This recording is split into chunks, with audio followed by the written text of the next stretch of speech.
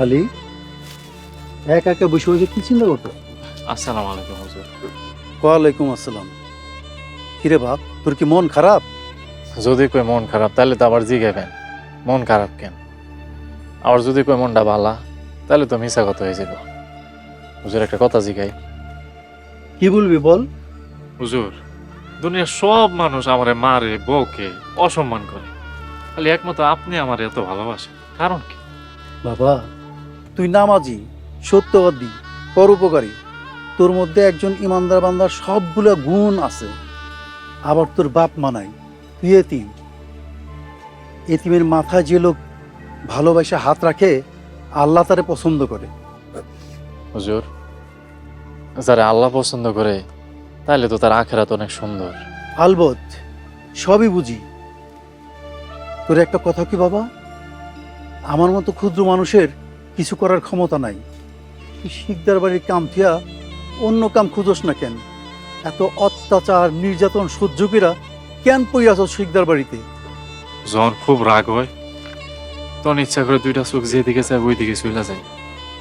কিন্তু হুজুর, তাকে পরিবারের সবাইরে আমি খুব ভালোবাসি, খুব মায়া লাগে তাকর লাগে। চিন্তা করে আমি যদি চলে যাই তারপরে কে রান্না বান্না করে খাওয়াইব, তাকে ঘরের কাম বাইরের কাম কে করব, এই চিন্তা করে আর যাইতে পারি না। তুই বড় ভালো মানুষ রে বাবা, বড় ভালো মানুষ। একদিন তোরও সুন্দর দিন আসবে, তোরে সবাই সম্মান করবে। যা বাবা, বাড়ি যা। জি যাই। আসসালামু আলাইকুম। ওয়ালাইকুম আসসালাম।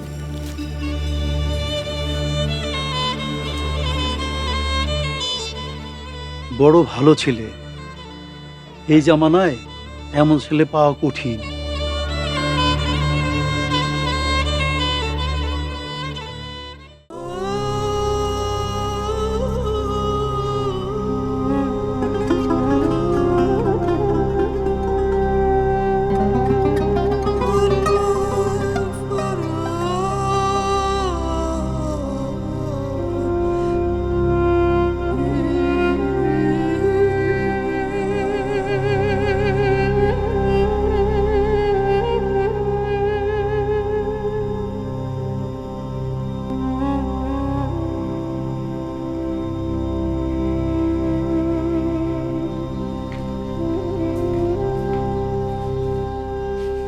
তোমার কি নামাজ পড়া হয়েছে?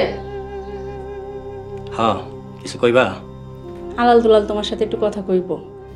আমার সাথে কথা কইতে আবার তোমার উকিল ধরা লাগে? ওরা কি কইবা আমার জানা আছে। দুইটা ছেলের দুইটাই অকর্মা, ওদেরকে আসতে কো। কইতাছিলাম কি, ওরা কি কয় একটু ঠান্ডা মাথায় শুনেন, তারপর জবাব দিয়েন। আলাল দুলাল, ঘরে আয়।